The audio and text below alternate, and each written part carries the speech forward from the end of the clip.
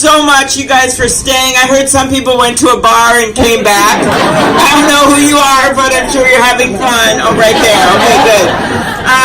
Thank you. And we were late, of course, because we finally got that disaster bill done to help all the states and Puerto Rico.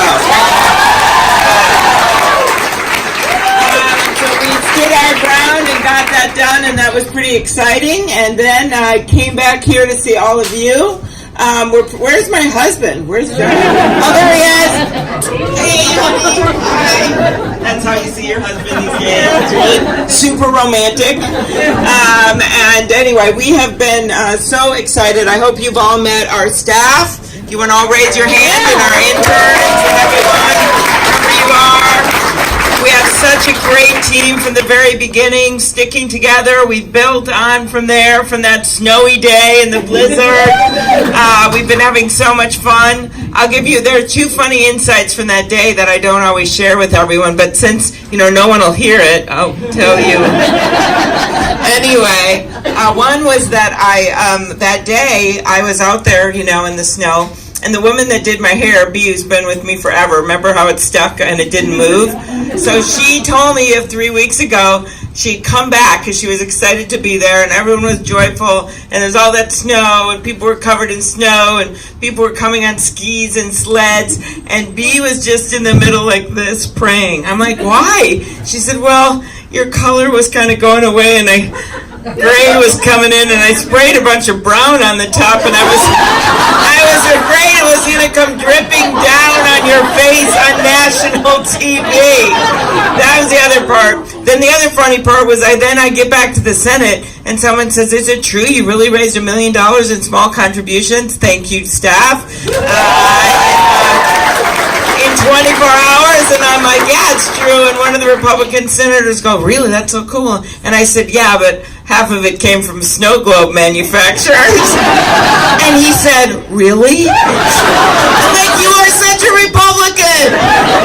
In any case, we welcome all supporters, Democrat, Independent, Republican, and we have built, as I said, these great campaigns that I hope you're going to see, especially when you go to help us in Iowa, all right? We literally, when you go home tonight, we want you to, tonight, tomorrow, call anyone you know in Iowa, email them, say nice things, send them a picture, do this kind of stuff. It's really helpful for us. And then eventually we'd love you to go down there and help volunteer. That was one of the keys to success for Barack Obama, was that he was further away than us. I mean, our people don't have to go on buses. They can almost walk across the border, right? But that a lot of volunteers from his home state went down there and helped. So that's going to be really, really important to us. And then we have a great operation in New Hampshire, which looks exactly like northern Minnesota, except they have a few more hills, I guess. So we've been there, and we're hiring in South Carolina now, so we're pretty excited about what we're building across the nation. We were really happy about that new poll that came out today that showed us, Justin mentioned, that we're gaining in those early states, despite actually having a state that's not as big as most of the other people, and also having, let's say, just a little less media coverage than some of the other people. But instead, I think we've been building an operation the right way, going to what matters in each state, meeting people where they are, going to the floods in Iowa, meeting with people that are recovering in New Hampshire, going to Georgia and meeting with Jimmy Carter. That was great. Okay. And now, by the way, he sends me, after his he was going turkey hunting and he broke his hip, right? He sends me, no, he's okay. It was all in He sends me emails that are signed JC. It's like Jesus Christ coming. Whoa! Anyway, he's given a lot of good advice, noting that we have the same colors that he did and the Carter Mondale campaign did. So anyway, we've been just having a lot of adventures. And then in the end, though, this is really about the change that we want to see in the White House and for this country.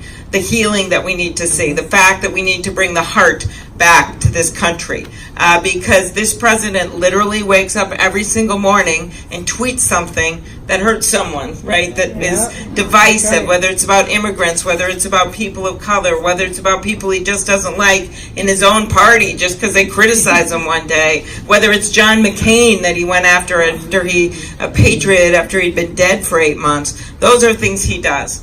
And that's just not what we are as a country. And so that's the first thing that I think is on a lot of people's minds, is they want to see that. And that's one of the reasons I decided to announce that campaign in the middle of the river, to make that point that we need to cross the river of our divides.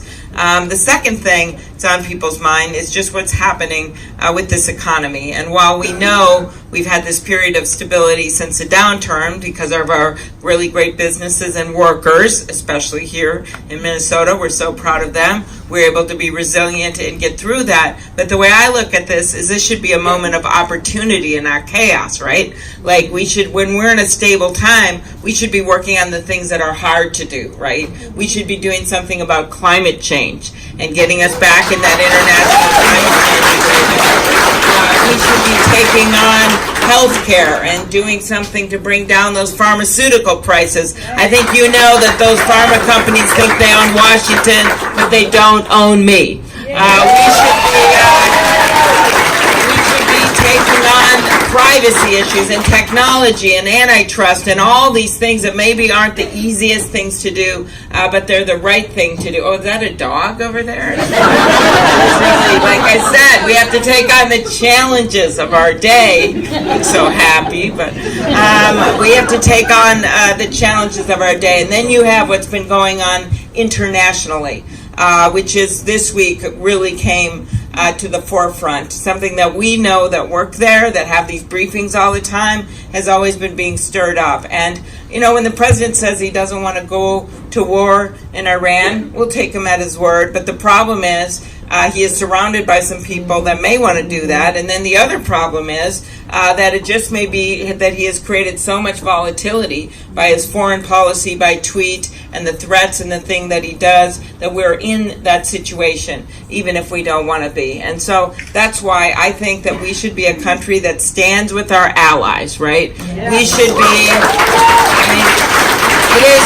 it is really hard to piss off the entire country of Canada, but he somehow did this. We should be a country that stands with our allies, stands up to dictators, right? Not coddles them, not says about Kim Jong-un, I love the guy. That's what he said. So that's the message that he sends every single day, and part of the reason that we're in this volatile situation right now, including the fact that how he handled that, getting out of that Iran agreement and leaving it in the hands of our allies. So those are all things that I am focused on right now. I think a lot of when I get around, and we're really, one more thing, and then I'll just end here with the politics of how we're going to win this. Two things that we're pretty excited about is, one, we were the first campaign to roll out an infrastructure plan that was paid for, which I thought was so interesting now to see the president throwing out figures like $1 trillion and $2 trillion, but he has no way to pay for it, and then it just goes away. He just backs away from it, when in fact we know in Minnesota, all over our state, we don't have enough rural broadband. We have issues with our roads and our bridges and our schools. When I was in Puerto Rico, I just couldn't even believe it. There were schools there that literally on the blackboards, on the whiteboards, they had these words written, which was the date right before Hurricane Maria struck, because no one had been able to use those schools again. You have schools in Baltimore that don't have heat. You have flooding in the Midwest right now. You have levees breaking down. Our airport should be better all across the country. There's just so many things we could do when it comes to infrastructure, including green infrastructure. But this guy has not done that. And the second thing we did, which is very unique in a presidential race, is we rolled out this entire package when it comes to taking on addiction and taking on mental health. And we have never had a presidential candidate that takes that on. That is because 1 out of 5 people in our country at some point struggle with mental health problems. We've got addiction. We've got 1 out of 2 Americans that either in their family or right in their friend group have someone that's addicted. And yet there's a lot of talk in Washington, but not a lot getting done. And right now in Iowa, I don't know why I'd bring up Iowa, but I did. Right now in Iowa, they only have 64 beds for mental health in the whole state. They have the lowest in the country. Can you imagine that? 64 beds. That's because, as you know, we went from the state hospital system to community for all good reasons, but then we didn't have the resources or do what we needed. And that's why, remember when Paul was senator? That mental health parity bill that he worked on, right? And so part of this for me is such a great thing to be able to go out there to talk about his work, to talk about the fact we have to continue his legacy with mental health parity and mental health beds. And I also would like to mention the courage of our other great Senator Tina Smith in leading on this issue. So those are two of the policy things you're going to hear me talking about, with more to come in the next few weeks. But I think the last thing that we're really focused on right now is winning. And we're focused on winning because we want to show that we have a campaign that can do it. I think a lot of people at first counts out someone from the middle of the country. There's only 3 of us running from the middle of the country. And how many candidates are there right now, Justin? 23, 24, okay. Hey, you know, it's not bad being 6, okay? You guys, like, this is pretty good, okay? Especially since we are on a way of winning that's like this instead of like that. We don't like that, okay? We're like this. And so the point of it is that we're in a really good position this early. Jimmy Carter was teasing me that he had half the support I did at this point, okay?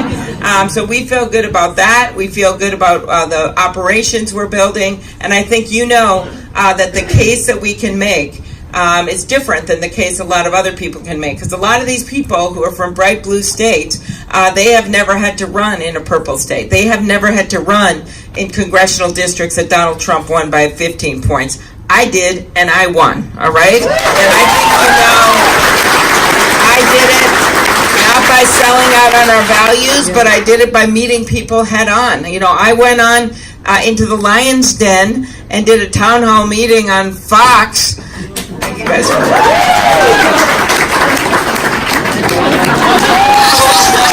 I did it. No, we like our local Fox. I did a town hall meeting on Fox and was asked about Georgia and Alabama and what's happened there, right? And I stood up and explained it doesn't matter where you are on that issue. No one wants to say that a doctor should go to prison, right?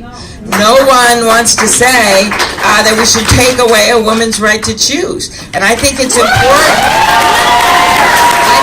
I think it is important to make that argument, you know, not only where it's comfortable, but where it's uncomfortable, and make the point to people that this was too extreme and it went way too far. And so that's what I'm going to keep doing in this campaign, is going everywhere and talking to everyone, although it was fun to go on The View. Okay, that was good. And so that's what we'll be doing, and we're going to be doing it in the coming week. You'll see me at a bunch of shows. I just think it's really important to make your case to everyone, and I think that's one of the reasons that we have been increasing and doing so well. When I got out in the airport, some young guy who went to St. Olaf, Heidi and I were best friends, but we were best friends in high school, and Heidi went to St. Olaf, and some kid came out, he goes, I'm a Republican, but could I have a photo, because you're the most effective senator. I'm like, yes! Right! Like, message in there. And so I think that is why I will end with this. You are our ambassadors, right? And you can look at our speech, you can look at these talking points, we have stuff like that. I need you to get out there because I cannot do this all alone. And I especially need you to talk to people in those early states, right? And you can see which ones are the Super Tuesday states, but friends of yours, to get them involved. You wouldn't believe how many people tell me that they're there because someone from Minnesota told them to help out. And if you can donate even a small amount, that is really helpful for us too. So, and certainly your volunteer time here is going to be critical because we want to show them that we can run a grassroots campaign. We can run a Paul Wellstone campaign. We can run a campaign from the heartland, and we can win. So let's get to work and get this done. Thank you, everybody. All right. We're excited. All right.